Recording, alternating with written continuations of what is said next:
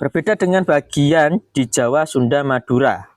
Nah, yang membentuk kerajaan Jawa. Jadi, Jawa di masa dulu, saudara-saudara, ini saya tuliskan ya. Dulu dunia ini dibagi menjadi 6 bagian, yaitu ada yang namanya Jawa, terus ada pula Nusantara, kemudian ada Desantara,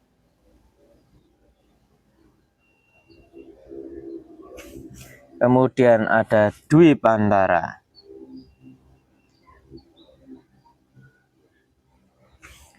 kemudian ada Yawana, dan ada Jenggi.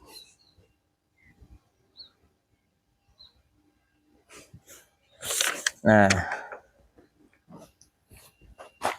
ini data di tahun 1293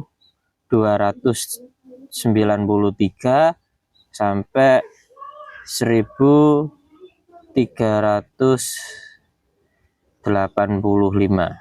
Oke, nanti dari sini wilayahnya pecah lagi. Dan ini nanti akan bertahan sedikit lebih lama, yaitu terakhir di 1400. Nah, Jawa sendiri itu terdiri dari 3 kerajaan, yaitu ada kerajaan Majapahit, kemudian Sunda, dan Madura. Ya, ini Jawa. Sedangkan Nusantara itu ada Sumatera, kemudian ada Bali, Kalimantan, Sulawesi, Bali, Papua, NTT, NTB, dan lain-lain, dan sampai Australia. Ini wilayah Nusantara. Kemudian Desantara itu ada Indochina.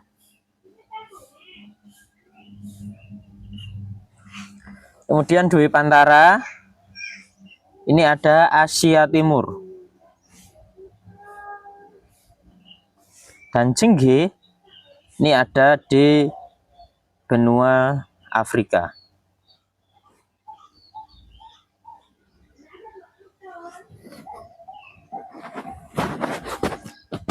Ya, seperti itu ya penjelasannya. Benua Afrika sampai Amerika.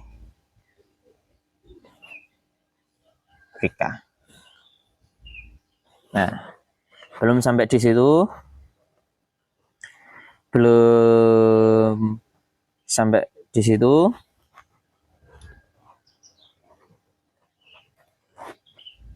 Ternyata sistem Moncopat desa atau bisa disebut juga sistem Monco 5 desa juga digunakan negara-negara bagian bekas jajahan Inggris di Amerika yang membentuk Amerika Serikat, yaitu sebagai negara federal. Jadi sistem leluhur kita itu dicontoh digunakan oleh orang-orang Amerika Serikat yang dimana daerah-daerahnya sebagai tempat bekas penjajahan Inggris. Fungsinya untuk mengusahakan dan mengatur kepentingan bersama, memberikan bantuan jika ada bencana alam, kejahatan besar atau rampok, dan sebagainya. Fungsi ini sama dengan fungsi negara konfederasi, sekalipun dengan skala kepentingan yang berbeda. Oke. Sangat tersistematis, sangat tertata maju.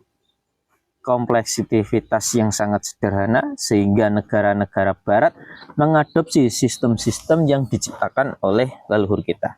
Kenapa saya selalu mengatakan terciptanya suatu negara karena desa? Ya, karena apa? Tidak ada sistem mencopat negeri, tidak ada sistem mencopat negara. Yang ada sistem mencopat desa atau mencolima desa. Dari desa itulah lahir suatu peradaban. Dari desa itulah ada suatu permukiman. Dari desa itulah ada kebudayaan. Dari desa itulah ada tradisi. Dan dari tradisi itulah melahirkan peradaban-peradaban yang maju. Tidak hanya tradisi, budaya, dan peradaban, dari desa itulah juga ada keagamaan. Untuk keseimbangan manusia hidup di alam dunia ini agar berbeda dengan hewan hidup di alam liar. Ya. Saya lanjutkan lagi.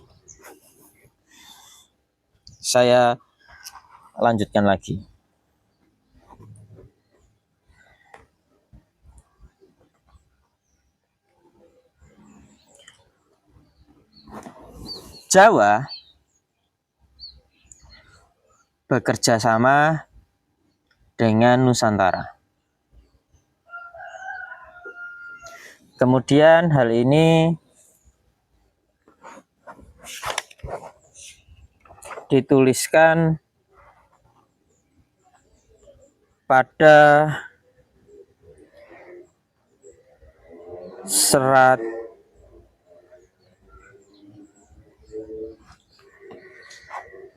naskah kuno yang ditulis pada era Majapahit, yaitu tentu sudah banyak yang tahu, yaitu serat apa? Serat Negara Kertagama. Pada Prapanca pada pupuh 16.5. Ya, ingat-ingat ya, Negara Kertagama Prapanca menuliskan pada pupuh 16.5 menjelaskan bahwa wilayah yang melanggaran kesepakatan atau perjanjian akan dihancurkan. Bali merupakan contoh negara yang melanggar kesepakatan yang ditaklukkan oleh Empu Mada. Menurut Kidung Pamencanggah, Gajah Mada dibantu oleh Aditya Warman yang kemudian menjadi Raja Melayu. Selain Bali, Dumpo juga sempat melanggar kesepakatan. Setelah Empu Nala menggelar operasi militer, Dumpo kembali melaksanakan kesepakatan.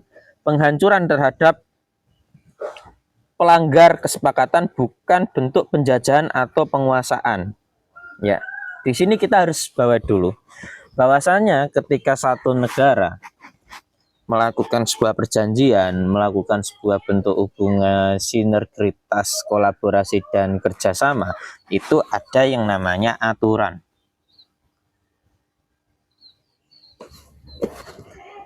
Aturan adalah suatu hal yang disepakati secara bersama untuk menentukan sistem dan tata cara bagaimana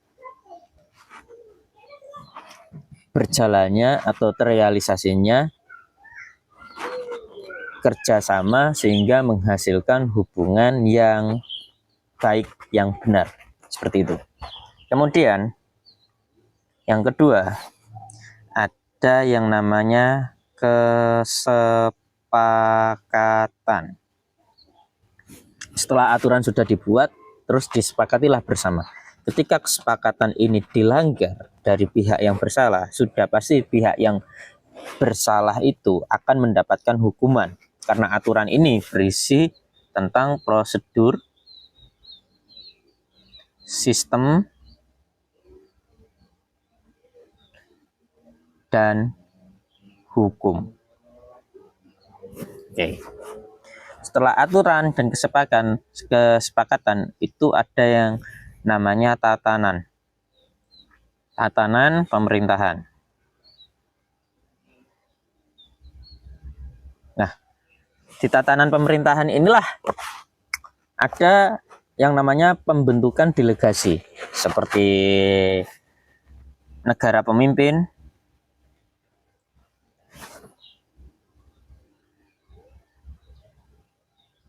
dan lain sebagainya.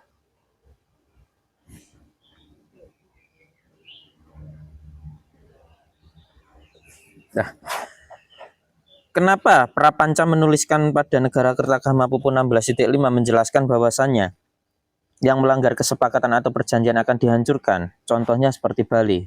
Ya, contohnya seperti Bali. Bali merupakan contoh negara yang melanggar kesepakatan yang ditaklukkan oleh Gajah Mada. Kemudian, naskah kedua, yaitu dari Kidung Pamenjangga. Gajah Mada dibantu oleh Aditya Warman yang kemudian menjadi Raja Melayu. Selain Bali, ada Dompo yang sempat melanggar kesepakatan. Setelah Punala melakukan operasi militer atau penyerangan ke Dompo, kemudian Dompo kapok dan kembali melaksanakan kesepakatan. Nah, penghancuran terhadap pelanggar kesepakatan bukan untuk penjajahan atau penguasaan, tapi untuk menindak tegasi supaya negara-negara yang berada di bagian membutuhkan kerjasama antar negara dan sistem ini tidak main-main. Karena apa? Di zaman dulu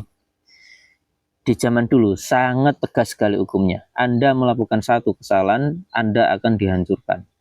Dan bentuk kehancuran ini bukan untuk menjajah Anda, bukan untuk menguasai Anda. Karena apa? Sejatinya leluhur bangsa Indonesia, yaitu bangsa Nusantara, bangsa Jawa, bangsa Sunda, bangsa Bali, dan lain sebagainya, bukanlah orang-orang yang suka menjajah, tapi orang-orang yang suka memberikan kemerdekaan, orang-orang yang suka memberikan kejayaan terhadap negara lainnya, seperti itu. Kemudian ikatan final dan mengikat yang jauh dilakukan pada masa sebelumnya dapat disejajarkan dengan ikatan Federasi Amerika Serikat. Negeri Paman Sam itu didirikan bersama oleh negara-negara bagian pembuat kesepakatan membentuk pemerintahan bersama, yaitu menyerahkan setengah kekuasaannya kepada pusat, sebagaimana Nusantara dan Jawa.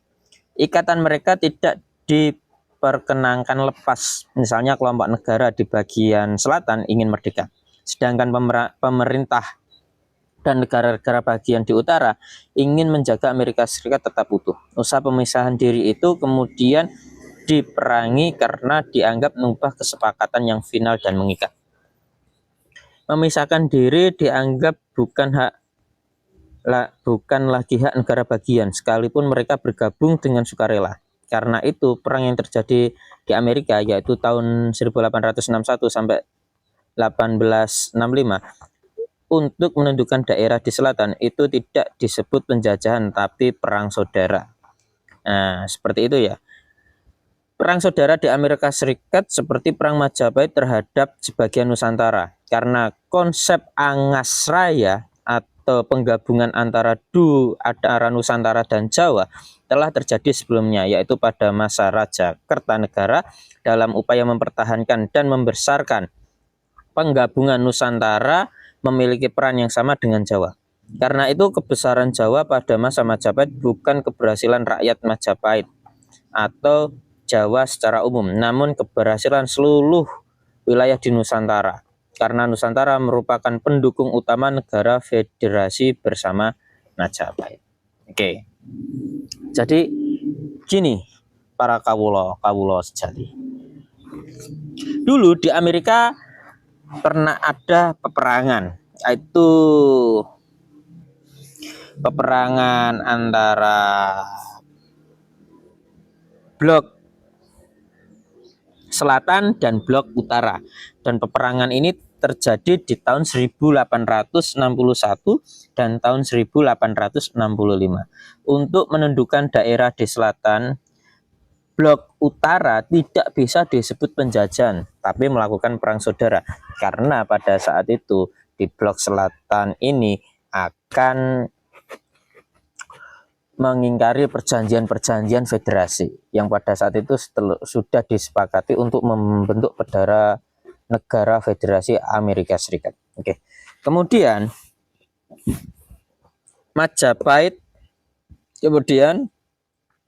peperangan Majapahit terhadap sebagian wilayah yang ada di Nusantara. Seperti Majapahit menyerang Dompo, Majapahit menyerang Bali, dan lain sebagainya. Penyerangan itu terjadi pasti ada sebab muasababnya, ada sebab dan akibatnya. Kebanyakan sebab terjadi dikarenakan adanya pelanggaran-pelanggaran perjanjian yang sudah disepakati secara bersama. Aturannya sudah disepakati secara umum dan itu terbuka. Tidak ada rahasia-rahasiaan di dalamnya. Nah, kemudian bentuk penyerangan Majapahit ke negara-negara yang ada di bagian Nusantara ini tidak bisa disebut sebagai penjajahan. Karena apa? Saya dulu pernah ditanya, apakah Majapahit pernah menjajah negara-negara yang menjadi kerajaan vasalnya? Jawabannya tidak pernah. Karena Majapahit bukanlah negara penjajah, tapi Majapahit yaitu kekaisaran yang ada di Jawa sebagai negara yang kuat dan berasaskan keadilan yang tinggi. Konsep angsa raya inilah yang sebagaimana penggabungan antara Nusantara dan Jawa, yang sudah terjadi ketika di masa Raja Kertanegara. Dalam upaya mempertahankan dan membesarkan penggabungan, Nusantara memiliki peran yang sama dengan Jawa. Ya, karena itu, ketika Majapahit berhasil mengalahkan Bali, mengalahkan Dompo, dan lain sebagainya, itu tidak bisa dikatakan bahwasanya itu kemenangan Majapahit. Tidak bisa dikatakan itu kemenangan Majapahit. Karena apa? Keberhasilan seluruh peperangan-peperangan yang Majapahit alami di wilayah-wilayah Nusantara itu merupakan bentuk dukungan utama negara Federasi Nusantara ke Majapahit, dan keberhasilan itu tidak bisa diklaim menjadi bentuk keberhasilan Majapahit, tapi keberhasilan itu diklaimlah sebagai bentuk keberhasilan negara nasional bersama. Jadi itu menang merdekanya semua orang di Majapahit, Jawa dan Nusantara. Karena itulah lahir semboyan Bhinneka Tunggal Ika Tanhana Dharma Mangruwa. Berbeda-beda tetapi tetap satu jua, dan kebenaran tidak ada yang mendua. Tidak berlebihan bila sistem federasi yang menyatukan berbagai wilayah etnis, budaya, dan bahasa di bawah pemerintahan umum diawali dari wilayah-wilayah yang tergabung dalam Federasi Jawa dan Federasi Jawa Nusantara. Sistem tersebut tidak dikenal penahlukan seperti Kekaisaran Romawi, Kekaisaran Parsia, dan sebagainya. Dengan demikian, minimal pada abad ke-14 sebelum Eropa berhubungan dengan Asia secara intensif, sistem itu benar-benar tidak dikenal sampai Amerika Serikat.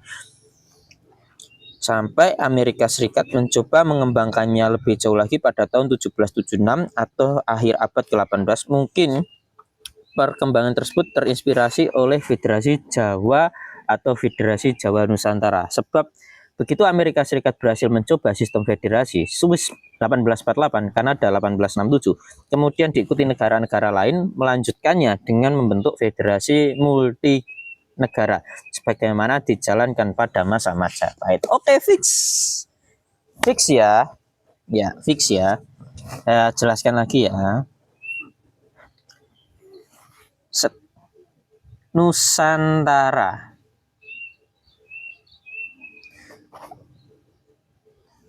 dan Jawa membentuk kerjasama.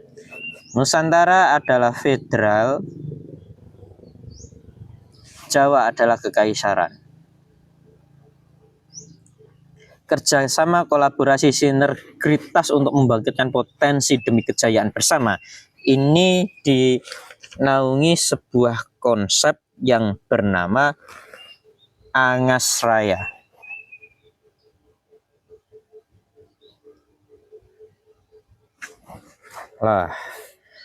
Angas Raya. Apakah konsep Angas Raya itu? Yaitu konsep penggabungan antara Nusantara dan Jawa.